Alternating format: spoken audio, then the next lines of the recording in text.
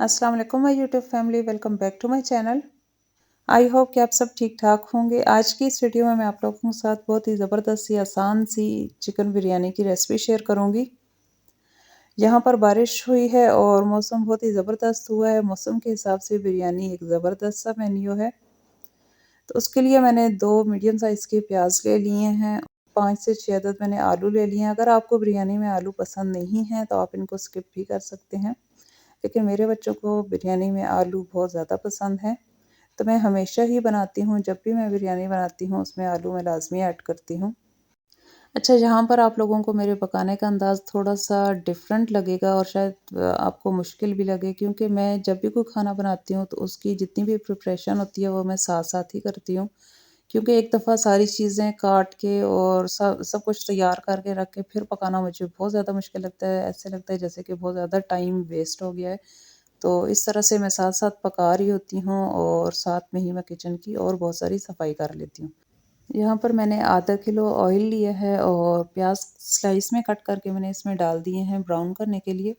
और इस ये बिरयानी बनाने के लिए मैंने तकरीबन 1.5 किलो चावल लिए हैं और 1.5 किलो ही मैंने चिकन लिया है।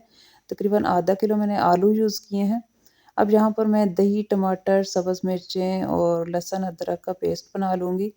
यहाँ पर मैंने सबसे पहले दही डाल दिया है ब्लेंडर में, क्योंकि इससे जल्दी ब्लेंड हो जाते हैं। टमाटर के अगर बड़े-बड़े पीस भी करके डालें ना तो वो बारीक हो जाते हैं।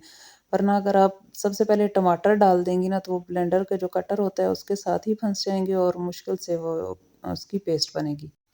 अच्छा, इतनी क्वांटिटी के अगर आपने चावल बनाने हैं तो उसमें 2 से 3 टेबलस्पून आपने गार्लिक का पेस्ट शामिल करना है। यहाँ पर मैं चावल को भिगोने के लिए डाल रही हूँ। तकरीबन मैंने 6 गिलास चावल के डाले हैं और ये चावल अच्छी क्वालिटी के हैं, पुराना चावल है। मैं आगे वीडियो में आप लोगों को बता दूँगी कि मैंने कौन-सी ब्रांड का चावल यूज़ किया है। चावल जितना पुराना होगा और अच्छी क्वालिटी का होगा, आपकी बिरयानी उतनी ही परफेक्ट बनेगी।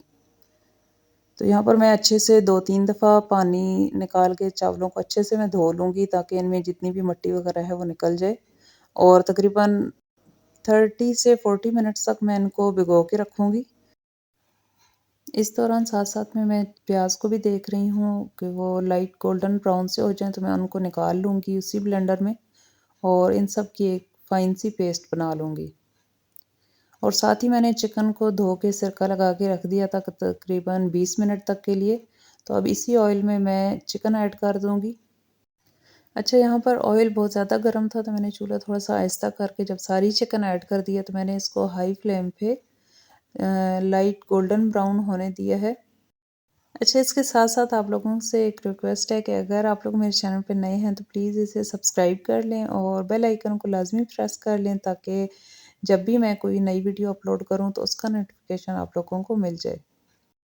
अब मैं इसमें कुछ मसाले ऐड करूँगी, जिसमें शान बिरयानी मसाले का एक पैकेट है, साथ में हल्दी, सुरख मिर्चें और नमक है। तो यहाँ पर मैं 1.5 किलो चावल और 1.5 किलो चिकन में एक ही शान मसाला पैकेट यूज़ कर रही हूँ, क्योंकि मुझे ज़्यादा स्पाइसी बिरयानी नहीं चाहिए। और अगर आप लोगों को ज़्यादा स्पाइसी चाहिए तो इसमें कम से कम 1.5 पैकेट आपने शान मसाला का या कोई भी मसाले का जो भी पैकेट है वो आपने डालना है। और जब उसको थोड़ा-सा आप फ्राई कर लें तकरीबन 1 मिनट तक, तो उसमें आपने पानी का इस तरह से छिड़काव लाज़मी करना है। मैंने यहाँ पर टमाटर की जो पेस्ट बनाई थी वही डाल दी है, क्योंकि मसाले जब हम ड्राई मसाले डालते हैं तो उनमें इस तरह से पानी का छिड़काव करके थोड़ा-सा उसको फ्राई करना होता है, जिसकी वज़ह से वो अपना कलर छोड़ते हैं और बहुत ही खूबसूरत सा प्यारा सा कलर आ जाता है मसाले में। अब मैं इसमें 2 से 3 टेबलस्पून सिरका डाल रही हूँ। अच्छा, कई पैकेट मसाले के होते हैं जो बहुत ही ज़बरदस्त निकलते हैं, उसमें काफ़ी सारे आलू बुखारे भी होते हैं और कई मसाले के पैकेट ऐसे होते हैं ना कि उसमें एक भी आलू बुखारा नहीं होता। तो बिरयानी में जब तक थोड़ी-सी खटास ना हो, थोड़ा-सा कुछ इस तरह से खट्टा ना हो तो वो मज़े की नहीं लगती। तो यहाँ पर मैंने उसके लिए सिरका ऐड किया है, साथ में मैं लेमन जूस भी ऐड कर दूँगी, तकरीबन 2 बड़े लेमन मैं इसमें ऐड कर दूँगी। अच्छा, यहाँ पर ना लेमन ऐड करने के बाद मैंने इसको थोड़ा-सा फ्राई किया है, इनको मिक्स किया है और उसके बाद मैंने इसको 5 से 6 मिनट तक के लिए ढक के मीडियम आँच पे मैंने इसको पकाया है। अच्छा, बिरयानी का मसाला बनाते हुए जब इसमें से पानी ड्राई होने लगता है, मसाला थिक होना स्टार्ट होता है ना, तो इसके बहुत से छींटे ऑयल के बाहर की तरफ उड़ते हैं। आपने अपने हाथ और कपड़ों को बचा के रखना है।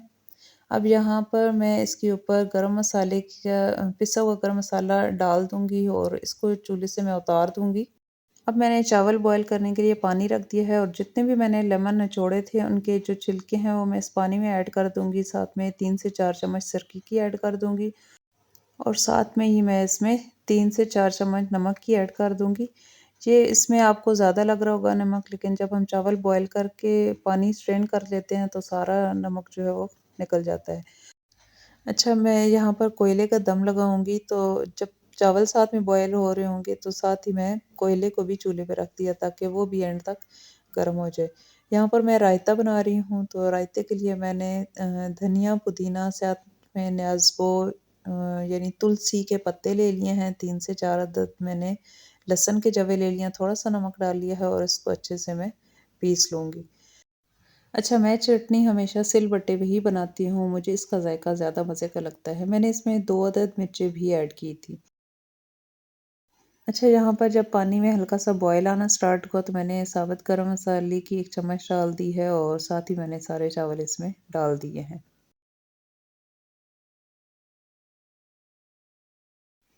यहाँ पर साथ ही मैंने रायता भी तैयार कर लिया था, अब मैं इसको बाउल में निकाल लूँगी। रायते की इतनी ज़बरदस्त सी खुशबू आ रही थी, दिल कर रहा था कि चावल खाने से पहले ही इसे खा लिया जाए।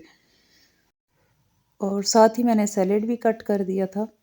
अच्छा, मैं क्या करती हूँ ना कि ज़्यादातर जब भी मैं खाना बना रही होती हूँ, सबसे पहले मैं सैलेड कट करके तो एक प्लेट भर के पूरी साथ में रख लेती हूँ और खुद साथ-साथ में मैं उसे खाती रहती हूँ, या मौसम के हिसाब से अगर गाजरें होंगी वो मैं कट करके साथ रख लूँगी, ज़्यादातर खीरे रख लेती हूँ। तो ये हमारी सेहत के लिए भी बहुत ज़्यादा अच्छा होता है।